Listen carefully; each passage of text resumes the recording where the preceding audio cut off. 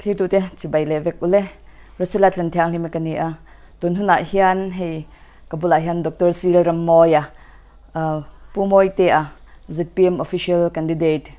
is to puyaminian in komna hun thatak mai kan ron nei le dona hun chep takara I hun lu takte min pe ka wangin puma moi te kan lo me ki ko ka lo me masa in enge kan zona kan lu tak ma in amasa in enge inu le pa te ming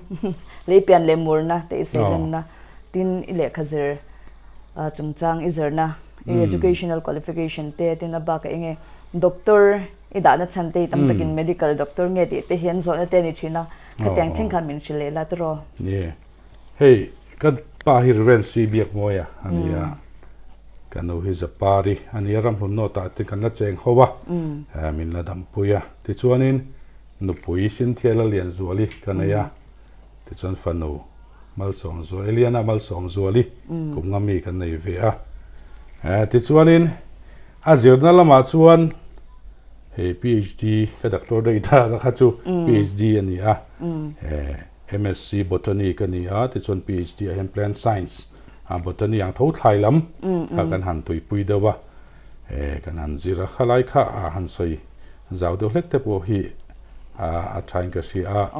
MSc PUC hi PUC BSc ka zawa botany tho kala ti chuan Pachung University ka zo nu chuan Madurai MSc ka zira MSc hian Madurai Kamaraj University Noi College sanga hian botany bi ka pakhatna ani ve awat thi pathum kadong ve ni ka ti that ve fang khan ti chuan PhD hi Madurai Kamaraj University Department of Plant Science ka ti chunjom ta ti chuan project kan oma GRF in kan trana SRF in ti khan kan han kai chowa hatian khan project ka PhD ti pain kan oma ka project nei na tak phe chu jathofa khania to ma de kan boi pui vak kha khang khania jathofa khan chi sang hemi eng dei trying zat nge mamo tu yang zat nge mamo ti ang chi te a than dan te tin India ram hun sang atangina chi kan la khoma khang te kha khoi hinge tha nge ne tel kha kan du sia tela khan khoi nge tha a tela po khan enge ne properties kan ti fatty acids composition kan han tiang chi kan khang te kha kan han test ta atin DNA population genetics antia DNA te kan han zir chiang ve khalaya lo dang lam na hun sang kan la khom lo dang lam na te tin tissue culture han ti te le agronomic trial antia mun tran ti khan kan han chinga enge lei ale zirina thaddan ti te tui pek an chin kan soita kan khanin lei tha han pe kha te enge thaddan han ti te tin hemi associam dan photosynthesis kan han ti ang chi te heng te po hi kan han zir boka chu ba ka chon project dang a hian ka tel boka hemi global climate change kan han ti ang chi heng te po hi kan han khoi tel boka China te po presentation te ka han pe hemi Asia Commonwealth puya ram sang hian Asia flux kan tia kan ne kan tlun zoma chumi chu mun sang a hian kum workshop hi kan nei thina chu ta chun China khan hongza wa kan ne ya ka han te ko sang hi som khan ti chon India ram mun sang a presentation te conference nei kan kal kol ve thina ni ani chu ro pui le mai ale alom ame ani le si hian engelam chang te nge ni a chak chhuak te nge ni a hey istui pui bial khosang kan han fanga kan ham si ka da hi enge ten lo min lo zo thina chunga chuan chak chhuak kan ye ka ti thina chak chhuak nam kan nia ne chu ya ho te hi shat chak zong te hi lo ni ve mo tam takin ho te kan ngai te po hi chen khatan chon lo ho lem lo ole te chan kal zeila ani le politics in manchan dan in the tang politics si nia ave hi chu kan ve viau thina phai kan om lai te pon zan khotai re thleng kan ram siam that dan tu te kan ve zong te kan soi thina amaro chu han lu chil em tu ra hi chuan khang hun lai khan ka in da ngai lova ti chuan sáng thì sống pariata hey Dr. Mathana hẹn candidate về ta khang khan nghe lại in chân ông mấy hôm nào hắn chú hắn bồi bùi lâu thấy anh lâu va in thằng lâu nãy tiel la thằng lâu na tul la thấy tốt vẫn xua về ta thì kan hắn tít sâu va thì chọn headquarters làm te kan hắn kala MP in thằng na te thì kan hắn bồi bùi sâu va thì chọn headquarters thalai làm kha hắn tel về atul na chân kha ta thì chọn kan han tel sâu về ta publicity GS in kan lut chawa ti chuan kan thei mang to kin kan han ti chho ve ma po kan son ve in ka ri ka ti lai kan pumal som zo la kan president ania kan thok dun na sa ti chuan publicity po kha kan nga chho ta viawa ha thalai pon ma kan son ve in ka ri kan tho pui ten fel boka ti kan han ti hova ti chuan an huwa khan vice president min han ruat thar khan vice president ka om chole ta ti chuan an hu lo ka senior vice president in min da chuan president to na hen ka om ve me ka ne thalai ya tro thalai headquarters ole alam om le mai so ani le local council he miram thunor ta hian local council member in bok tro ni helai local council hi kan hanin thlang dom ti kha chu alang reng maya ti chuan mi le sa zpm te chu kan ruanga malate mi le sa han che chuak tu tak tur kha kan la thanem lova chu wang chuanin ke po kha khan pol kha kan ni thei mai don khan ka ria khang lai khanin weme section ate po leader kan ni ve leader kha kum thum kan ni to kha ba kha chu ni thei to chuang lova kan weme dana chu wang chuanin nomination committee ka chera nomination committee po khan kain da du talova ti chuan local council in thana khan min han ti ve ta kan swai tu ten ti khan kan han ti chowa wa nei thlak takin kan tling ve hlova ZPM ticket ta khan atling om chun kania ka ZPM ka candidate pui zong tet ne na kan thora ve kania awan nei ka tang ta hlo chung chu ania local council han ti don te po khanin mani in thla thunna chen khalo oma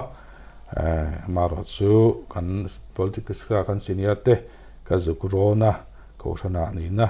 mi te ngai chuan ro pui lo ma sela kai nia ngai a chon alo ro pui ve khang te kha ni na khatte kan lo nei awang khan khotlang we me atenen khala ya khan kan zo ta khai kan ram hi midik lo ten suai reng sei du mi te min lo ti ve so chon thil thar ngai tu na tharangai chu wang chuan in thlarung re su mi an lo tia ti chuan kan hanin candidate kan ting chho ve ta chu ni ani le nang ma bi ka me mal taka nationalism e clear dan in shil them nationalism hi kan wara Mizoram hian kan wara kan ram boi te po nationalism ril rupu na awanga ron chuak ani ra be na tanga tal chua du na khani ram le mam mangai wangin kha le chen kha ram kan boya ni nationalism hi party hian kan in chu na sign ka sia party then khat pe hi chu in than don na ya te po anon vor thara tun ma de pe ka chuan kha ruang phor han tiang chi te te kha om thina he tu na ya po hian nationalism hi he kan soina sale view maya alo mam ka tia kan mi zawril ram zong tak po ning ka sia amaro chu nationalism kan han ti ang chi hi kan pho chu tu mang hi chu ni lo em mani ka tia he thia ho ang zong te kong si da engemo han tarang chia mi puin he tumna ang chi hi chu a thalo mange ka tia nationalism hi chu tho chu chi ani kan na thoa mi puin min te ro se nationalism hi mo ro se ti hi ka ngai dan ani chu ta po chuan hei tun party te in thlan don alo ni propaganda sang alo oma kan ham le sa ko him nan han tiang chi te aron chowa ke ka ngai dan chuan ZPM hi kan ram le kan nam kan sa ko him nan hena thaberin ka sia a chan chu central a kan tong moi lo ni lo sela nam dang ne na thu thung la ngai lo mo ke ma ni in rail bor tur ke ma ni Mizoram ta na din Mizoram zemila din Mizoram nam le sa khwa le kan ram him na tura din ani na hian ke chu ZPM hi an nationalist party le in ka sia tin NDA BJP te ne na thok don lo NDA po zom lo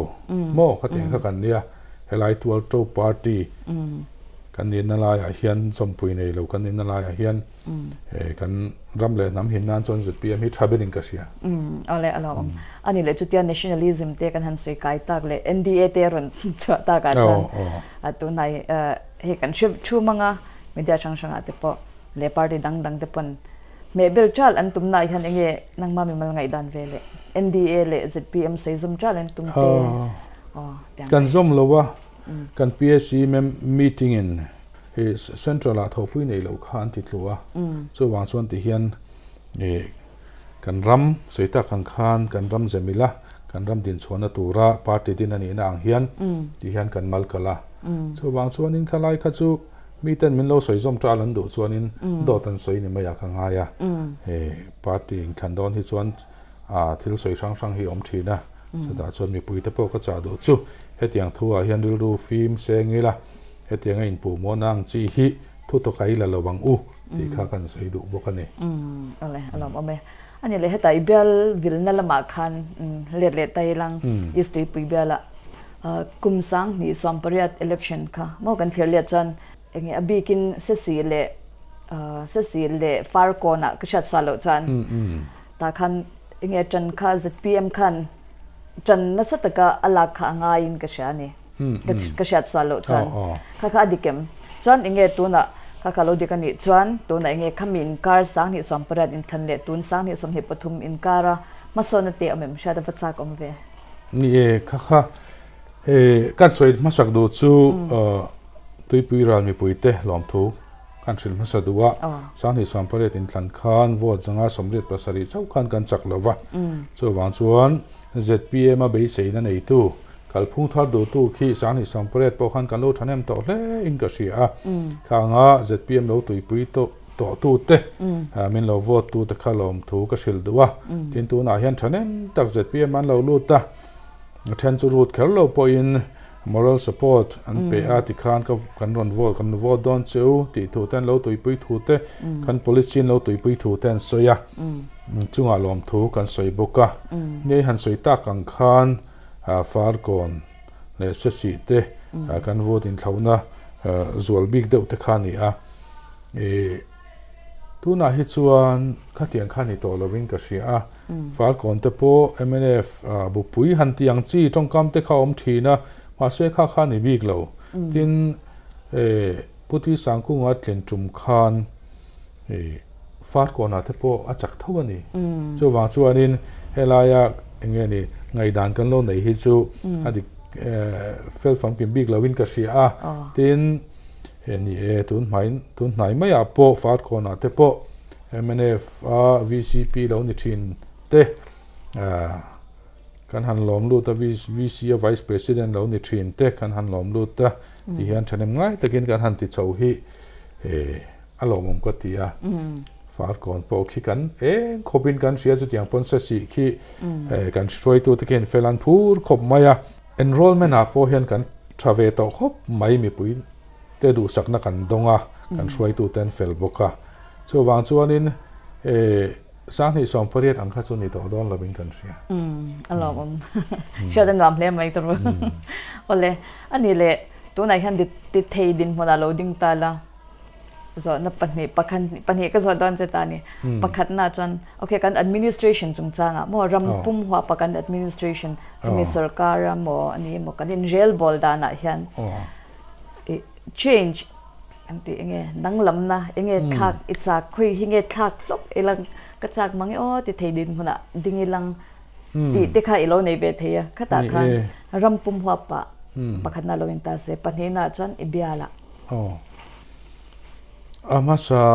suan eiruk na hi dobila sum hi ni turangin mangila chuan naro pui taka thok thei donin ka sia thuna te po sum kan puk zat hi wan pui lovila enge kan na tho ti hi wan pui soi war zokila ti hi karil ruwa oma langtlang takin thil kal puila sum local la na kan tho hi engang tur nge engang tha tur nge enge tho tur ti te hi chu pho langila ka duwa tin kan policy a hian kan zia ka MLA kan lo tlin chuan constituency a khotina village development committee kan tinang kan ti MLA fan local kan mandan tur te engzat nge manani enge tho ani ti te hi mi puya puan za tur ani kan tia chuan ke ni po na sa takin min veng don ani tuna hian sum hi kan puk na sa ema saski tu nai ron chuak pe hi chu he kan han chui zuya man lo hlau hian an soi dan takin bong tu thwa che man lo hlau hian a pek chu hian an man lel ringot mai ni ma se eng anga man tur nge thuna te po thei hi kan han chui zuya Belgian do lo hlei kan sia infrastructure hemi masona rural tak siam na tur nakina keni pona sum thok chuak de thei tur khopa ru masona rural poimo siam na tur ani la hian party fan ang mai hian ti hian kan thok so emba ti hian an thoka ti hian khoi lai step le engemo a kalrala heng te hi poi ka tia chung te chu ka vei pakhata ni atin ka vei dang le chu scheme zir chiang lo kan kalpui thin hi poi ka tia antinan sang tun ta ma po sang ni som pakwa te po ke pon a thlai president kan ni nang pon kan lo au chu pui to tin kan out ten po kan no statement te kan sia martin mau chung changa a muna te po tum hi kan kal to ni mun puya a chin na khang khan ni a chuta article te po ka lo sia ka wanglai ni te po an chu ave to thang hun lai khan he mau chung chang is pachal po bang du hi lang ti khopa hlok tura kan soi zir chian na omia si lo hey jathofa kan soi kan le lang research kan ti lai te chon jathofa kan han tia demonstration trial kan ti ni kan zir chiang ani multi locational trial kan tia mun san thana ti khan kan chinga leilung in ang lo wasik sai nang lo wa khan ti khan kan chinga nge thandan ti te kan zir ve kan ni tin lei thai nge ma mo dan ti song te kan zir nge nat na nei ti te kan zir chianga khatiang om lo khan achang tu minister ina hlok dan tu ran soi pop maya ti chuan central atanga scheme local national bamboo mission kalphung objectives kalin kan ram mau ni lo kan han chinga mo thalu tuk turin kan soya chuta kala soi chu he mau hi alo tha ani te reng chuan kan sarkar hian alei ngei don ani buyback agreement ti kan kun na thok tu te siam pui ro se ching tu te ti te chu mi rate chuan kan leile tang ti te chu agreement siam pui ro se te kan lo ti thina tin heng mau te hi zir chian na nei ni ro se enge that big na nge kan ram mau hi adin mun vereng enge property enge ne tensile strength kan han ti de fiber quality mo tua tan chon enge calorific value antinan gasifier tan mangdon tan enge ash content ti te thil sang kha hey Bangalore te po Indian Wood Science Technology Home Institute te po khwana te athon thai ani chon te chu ti se ti kha ke pon kalo ziak ve to kalo tin thala yang pon kan lo au chho pui ve to ma se tun thang in ti na om ta lo wa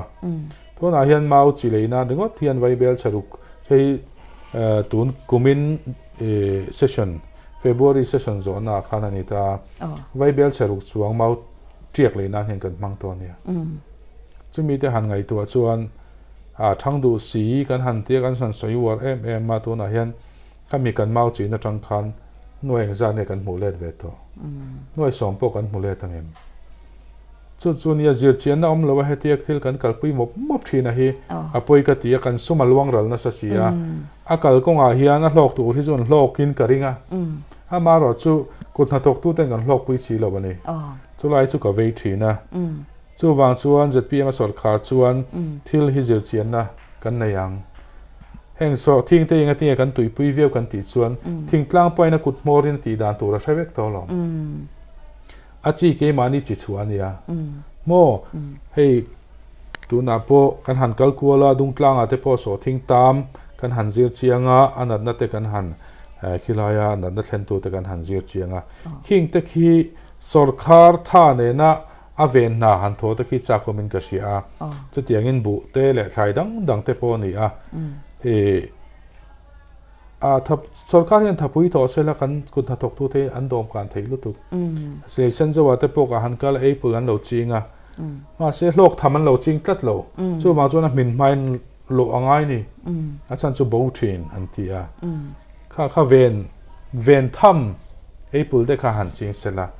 chu te chu kan din chu pui ve do na ni ti te kha ni a ti chuan buang te kan tloa vai lo ni kuma tharan la chek ne nuk mai king te khi asal na to te boi pu yangai hlein ka sia chung te chu nia ke ka tuina lamani awang hian tu na kan han fana po hian bua lo mina lo eng phut maya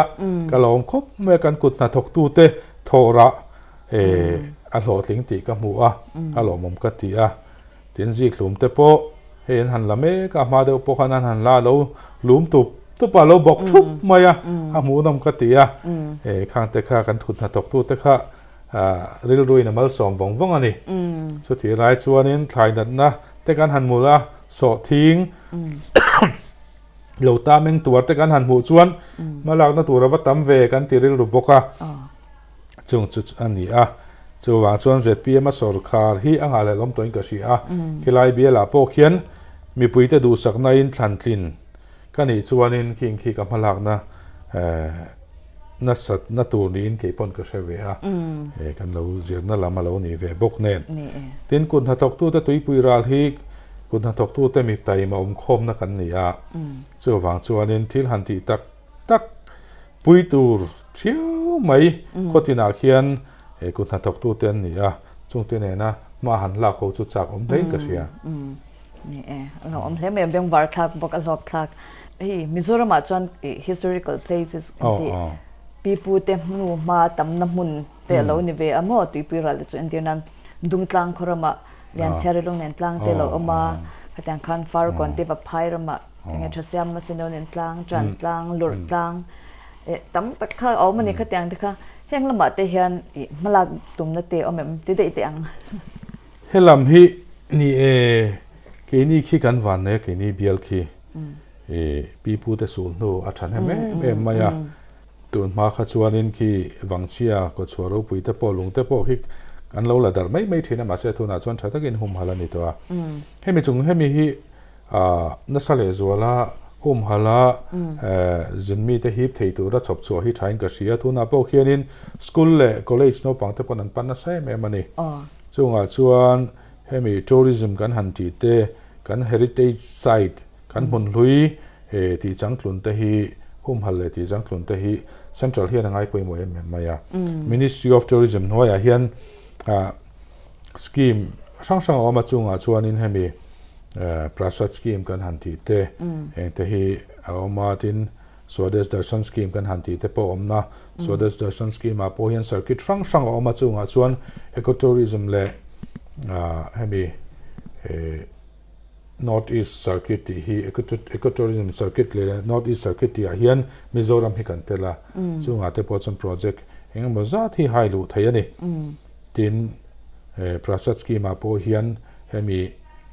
pilgrimage le heritage tourism promote tur thini ya chung te chukanin me hle malang na tur khitamin ka sia tin tourism kan hankal pui dana po hian mumal le zo ke hankal pui hi cha koma mania tui pui ralzil lai po le min koma chu ta ka soi po chu pon ka tha hian thil mu nom thil mu en tur hi kan siam tam tur ani chu chuanin mun khata po khoi tikhan khóc khata po mun sang sang tlo thei turin kan siamanga ti khan chu ta chuan ka khomi te khan ei zon nan lo nei do na ni mo ten khan kan lo hlok pui do na chu tourism ina atum po ni an objective central in Ministry of Tourism na objective sa don chwa hian a khotwal mi te na mason nan lo nei na tur te mo ei zon nan lo nei na tur te khatiang kha angai poi mo em ani chu tiang chu han chop chu hi cha komin ka ria chunga tan chuan thei top ka chuanga hilai thlantin ka lo nei chuan tin emle fan te po lo tum do le na tur atul ani chuan kan mangma yang ti kha kan sai do pakane ani le ti khan tourism te le engeni agriculture lam te kan lo se to ta chan sports lama le education lama hian enge ima clear ima chop sports hi tuipui ral chu sports khian min ti u naw ma khotin kimin three zoma football le volleyball ki kan major game ania chu ki chu anasale zola han promote hi achak oma pui tham deuh tak ai pui zawk han ti te chak omani tin footballer thiam tak te he volleyball te po he thiam tak te kan nei chawa chu ba kha chuan individual games kan ti ho hi promote ngai ka sia hi khwang thinga ompuya boxer kan nei a he to na te po anaw hian ati chove don mek ning ka sia khang chi kha kan promote tuning ka sia kami me football le volleyball le thil dang ba kha khan chung te chu malina an tuinang chi mo pui thei tu rang chi te kha chung te chu a phuromin ka sia ki chu nasa takin ma kan lang bial ka fan po hian a thei ram chuan school zirna in hitlo ka tum thina mania jun tla khan wangchia school kan tloa hindi teacher nei lovin zirlai somru khan ro omani ti chuan khonge zir ti tu ka tia aizolan lo transfer ti chuan aizolan transfer na ka zukola damlo na wangin an transfer ka thethiam nu tuka ase aizola khan zir ti tu hindi zir ti tu pathuman lo omani zirlai somli pangan ne ya enga tinge helai wangchia kan zirlai somru ten hindi an zir ve theilo ti chuan tun thleng kha mani thleng khan zir ti tu na nei lova ka poi ka ti khop maya ti chuan education minister hena lekha ka thelu ve roi ani tiang chu ni a zirna hi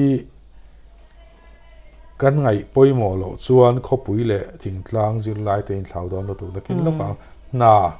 in chu tu ran ni chu wang chuan thingtlang mi te kan ni awanga thiam lo bi kan ni ka hlau hle a zirna in hi thei to pin kan ti thatangai tin train teacher nge hian min zirti ro che chu atha zirti tu ni tura train chuan ni a kum ni meu mai an hanin zirbinga khang ho zirti na kha chu dang dai ani chu chung te chu ril ro om ni na tin zirlai nu le pa te zirlai te po kan tranangai khami a atmosphere sap tong takin zirna ti a thanna tura kan tho ho na kha siam ngai ka sia chu poi mo le ka sia emele fanang pon zirna in thalo po thei to pen kan thom thang ti kha kan soi du bokani ani chan NEP te po NEP hi a poi mo khop maya new education policy 2020 hi he state danga phei chon an han ti chautan to nia private school te po han ti chautan to te an oma khatiang khan ni a keini hi kan hu mang ti ka lau ania thek puya ka zukala curriculum activities an lo ti pui university tu pali chawan no ma pangpar lem hi le khaina no siam pui ani an fa khom plein ka sia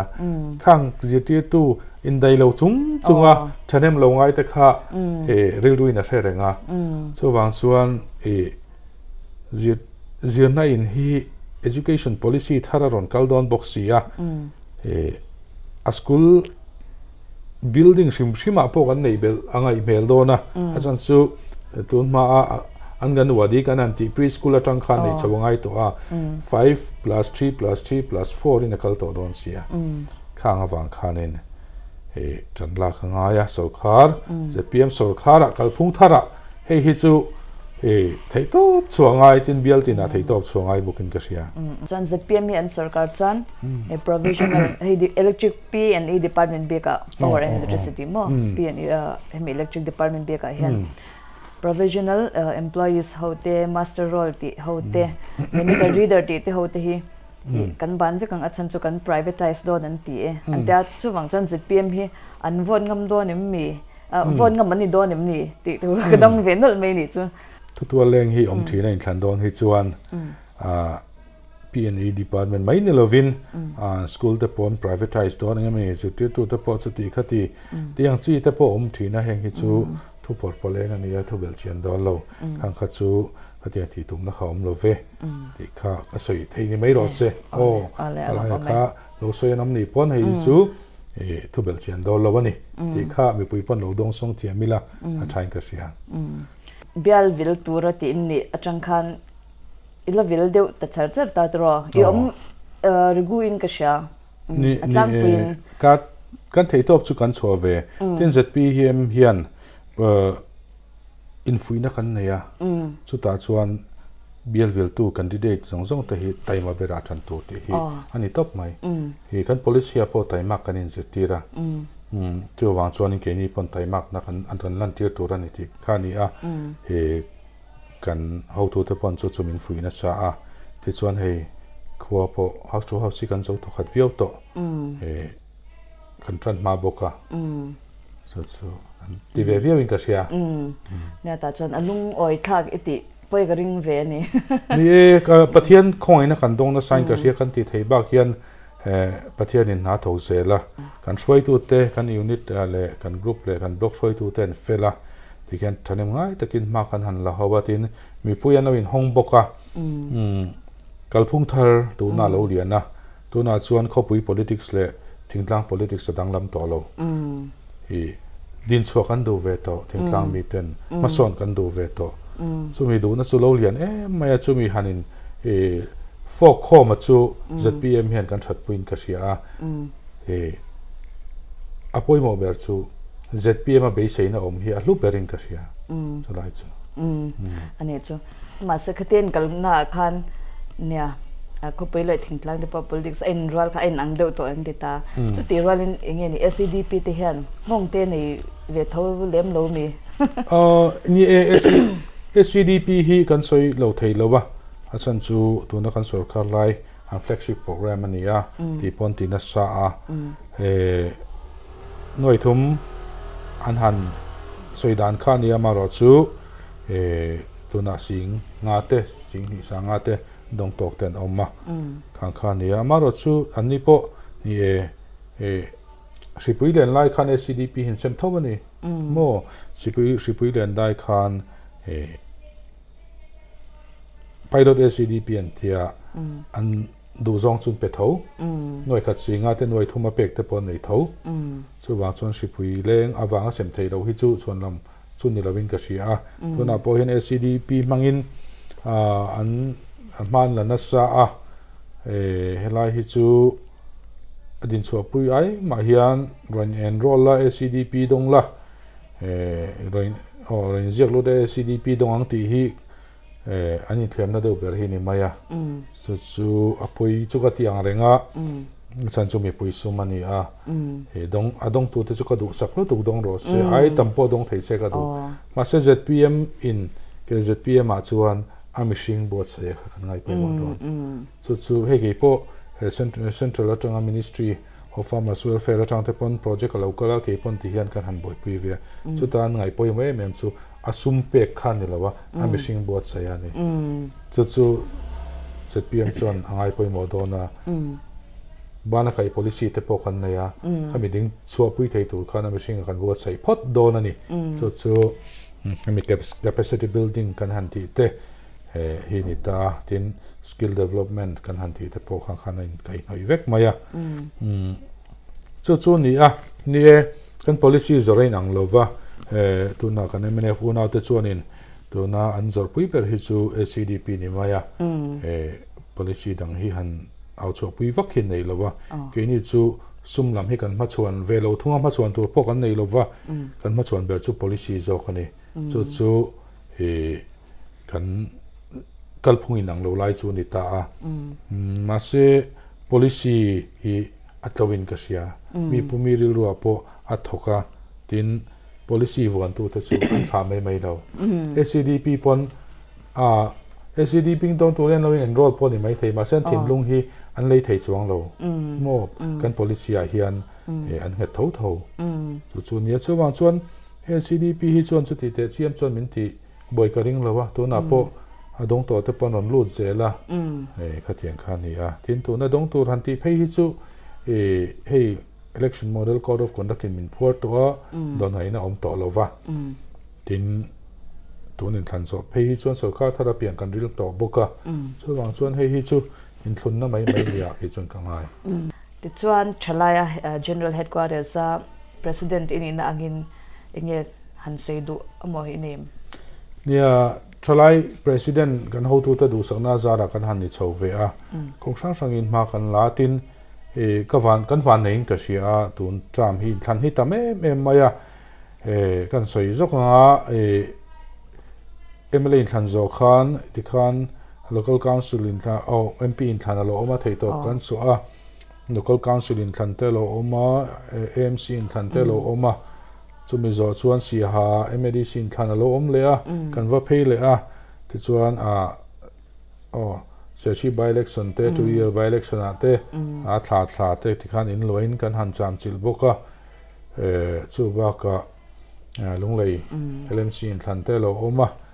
khatiang khan tin CADC in than te ke thun tram chung hian in than hi kan ma chona kan boi ve khop maya Chalai President kan i nang pon kan kalve zela kan autanen tiang khan ma kan la a til tam tak azir chokin ka sia ka zir chu pakhat chu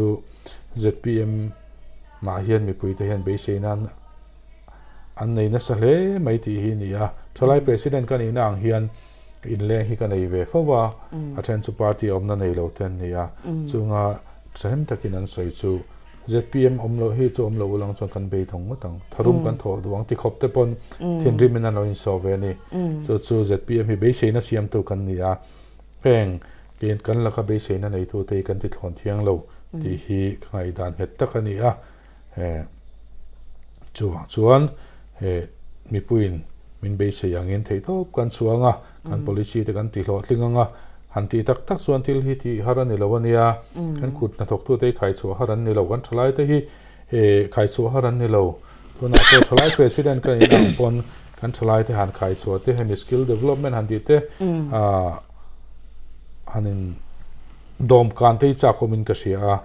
bana kai policy hi tak han man te cha komin ka sia central atang po hian project tam tak hi omania tuna te po hian rabi kan han ti le ti chang hi oma heng te hi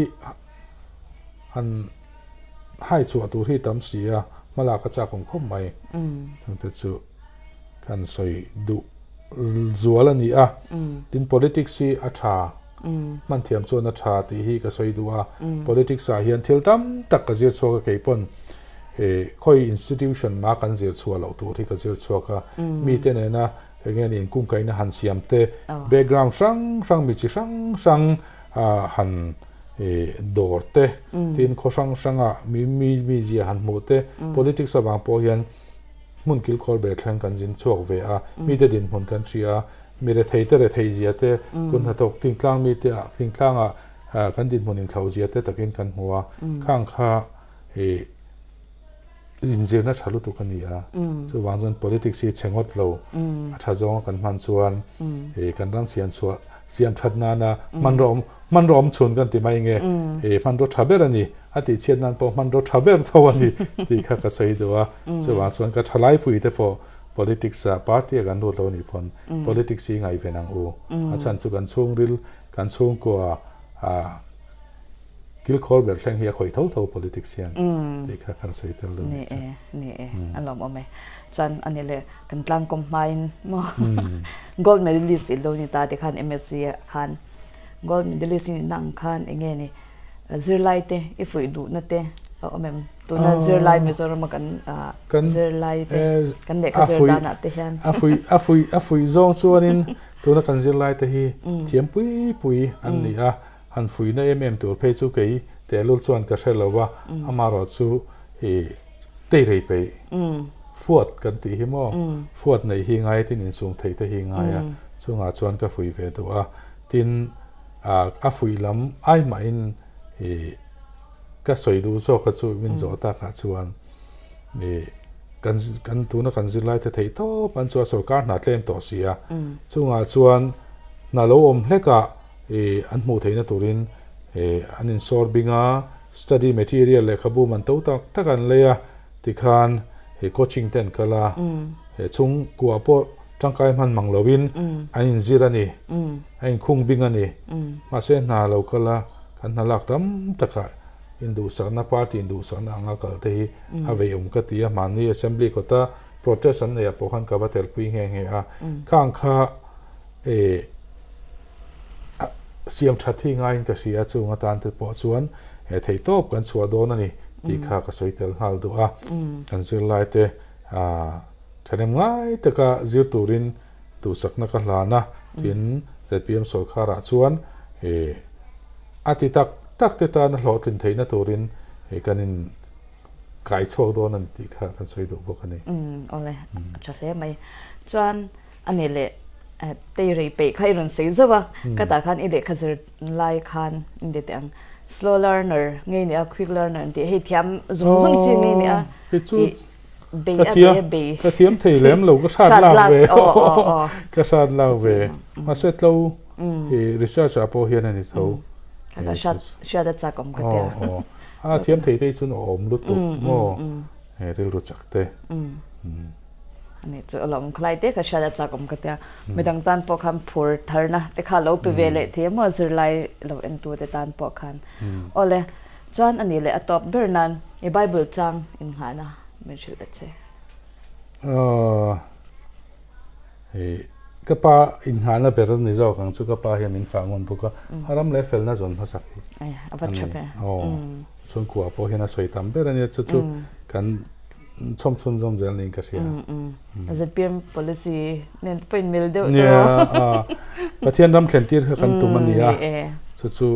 hantila fel duak mayang tero ni alom ame ole puma moi te kan lome ekal na zel tura du sakna kan plan che a emele thatak ni thei turin nge du sang sang ber kan plan che alom me ale alom ame